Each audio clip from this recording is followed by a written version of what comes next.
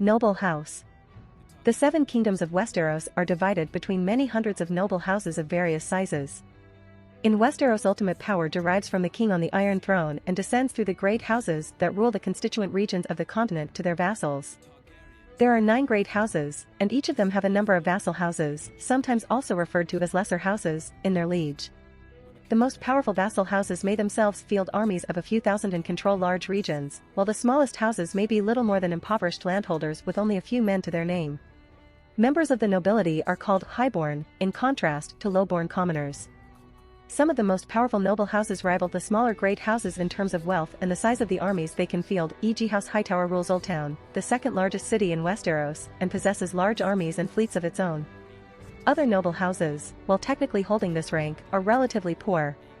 A typical noble house is seated at a castle and controls the land around it, collecting tithes and taxes from farmers, lesser landholders, and small folk. In times of war, they are expected to recruit and maintain a number of soldiers for their lieges. In most of Westeros, only men can become ruling lords, and women can only rule if the rest of the male line has been extinguished or if they are acting as regents for their sons until they have reached the age of maturity. In Dorne, both men and women have equal property, inheritance, and ruling rights.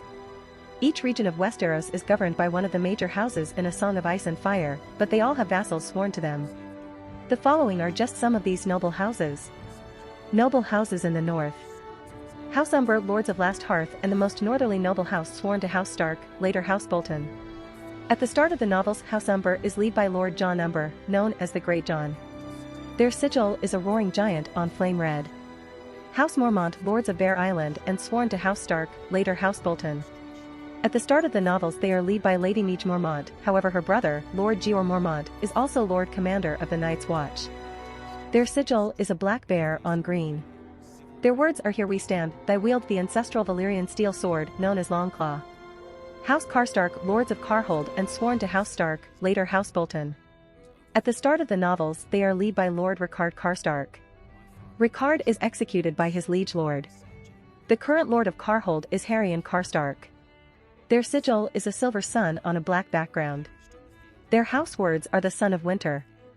House Glover, Lords of Deepwood Motte and Overlords of the Wolfswood, they are sworn to House Stark, later House Bolton. At the start of the novels they are led by Lord Galbart Glover. Their sigil is an iron gauntlet on a red background. House Ryswell, Lords of the Rills and sworn to House Stark, later House Bolton. At the start of the novels they are led by Lord Roderick Ryswell. Their sigil is a bronze horse's head on an orange background sabled by black. House Flint, Lords of Widow's Watch, Flint's Finger, Breakstone Hill and sworn to House Stark, later House Bolton. At the start of the novels there are 3 Flint leaders. Lady Lyessa Flint sits at Widow's Watch, Torgon Flint leads the first Flints, and Lord Robin Flint sits at Flint's Finger. House Dustin, Lords of Barrow Tun, Overlords of the Bar Rowlands and sworn to House Stark, later House Bolton. At the start of the novels House Dustin is led by Lady Barbary Dustin, née Ryswell, widow of the late Lord William Dustin. Their sigil is 2 rusted battle-axes crossed, with a black crown between them on a yellow background. House Manderley, Lords of White Harbour, Wardens of the White Knife, former Lords of Dunstonbury and sworn to House Stark, later House Bolton. At the start of the novels House Manderley are led by Lord Wyman Manderley. Their sigil is a merman and trident on a blue-green background. They are one of the few northern houses to follow the faith of the Seven, having previously been sworn to House Gardner of the Reach. House Reed, Lords of Greywater Watch, Overlord of the Crannogmen and sworn to House Stark, later House Bolton. At the start of the novels House Reed is led by Lord Howland Reed. Their sigil is a black lizard lion curved on a green background. Noble houses in the Vale. House Royce. House Corbray. House Belmore. House Hunter. House Waynwood. House Linderley. House Templeton. House Tollett. House Coldwater. House Grafton. House Shett. Noble houses in the Iron Islands. House Harlaw. House Goodbrother. House Merlin. House Orkwood. House Drum. House Wynch. House Tawny. House Kenning. Noble houses in the Riverlands. House Blackwood. House Bracken. House Mallister. House Fry. House Vance of Atranta. House Vance of Wayfarer's Rest. House Piper. House Derry. House Charlton. Noble houses in the Westerlands. House Crakehall. House Marbrand. House Greenfield. House Lorch. House Brax. House Liddon. House Farman. House Prester. Noble houses in the Reach. House Hightower. House Florent. House Oakhart. House Mullendore. House Peak. House Tarley. House Ambrose. House Inchfield. House Blackbar. House Rowan. House Crane. Noble houses in the Stormlands. House Swan. House Penrose. House Wild. House Dondarrion. House Cairn. House Tarth. House Estermont. House Fell. House Buckler. House Mertens. House Morrigan. Noble houses in Dorne. House Ironwood. House Euler. House Fowler. House Blackmont. House Dane. House Manwoody. House Toland. House Vaith. House Bargalen. House Dalt. House Drinkwater. Noble houses in the Crownlands. House Valerion. House Celtigar. House Rosby. House Stokeworth. House Buckwell. House Hayford. House Staunton. House Faring. In the books. In the A Song of Ice and Fire novels and accompanying short stories, websites and RPG sourcebooks, there are over 300 named noble houses of Westeros. All of these are sworn to the Great Houses. However, George R.R. Martin has admitted that his system of nomenclature for noble houses isn't very precise, as major and minor lords are both called simply lords, as opposed to differentiating between duke and baron, etc.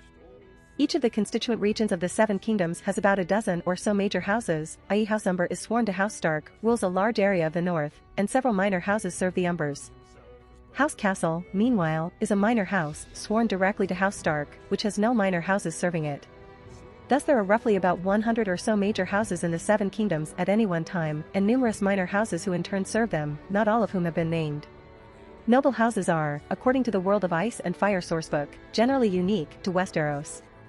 It seems that none of the great cultures of Essos organize their elites into houses, with the possible exceptions of the culture of Slaver's Bay. In the books they are referred to as houses, but as great families in the TV series. It is explicitly stated that the Valyrians did not as well, as Aegon the Conqueror had to design the trappings of a Westerosi great house for the Targaryen family from scratch. This doesn't mean that Valyria or many of the free cities weren't organized around elite families, just that the power invested in such families was somewhat less official than in Westeros. Some of the noble houses have a marked propensity for physical traits, which are passed down through the generations. Although no one in Westeros has a concept of genetics as such, it is sometimes understandable that the seed is strong and that F.E. black hair tends to be a dominant trait over blonde hair. Some of the notable examples include House Baratheon black hair, blue eyes, and square jaws. House Bolton black hair and eerie, ghost gray eyes, somewhere between very pale blue and practically dirty ice. House Florent large ears. House Lannister loose curly or wavy golden hair, and green eyes. House Lannister of Lannisport straight blonde hair and green eyes. House Martell classic salty Dornish features of olive skin, dark hair, and dark eyes. House Redwine red hair. House Stark dark hair and gray eyes. House Umber very large size, frequently over 6 feet tall and well built. House Targaryen classic Valyrian features of pale skin, blonde hair of shades of gold and or silver, and violet eyes, changed to simply brightly colored eyes, i.e. blue eyes in the TV series. House Tully auburn hair and blue eyes.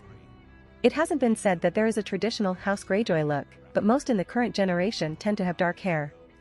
So few living members of House Arryn have appeared in the narrative that it isn't clear what a typical Arryn looks like. Sweet Robin is half Tully and thus might not be a good indication. Both Sweet Robin and his cousin Harold have blue eyes, as well as brown hair, though they are said to be among the purest Undul bloodlines, and Unduls often have lighter hair. This high propensity to pass on specific traits has led some to suggest that the humans of Martin's world have less complicated genetics than real-world humans, as the consistency of such traits across generations without significant inbreeding is unlikely. Martin himself was probably more worried about telling a good story than about being true to modern understandings of genetic complexity, and made do with a basic understanding of Mendelian genetics. If you want to support me, check out my Patreon at https://www.patreon.com/Kayashin. I tend to polls that decide important plot stuff in my P at Trian. Many thanks to my awesome patrons, Ben Phillips,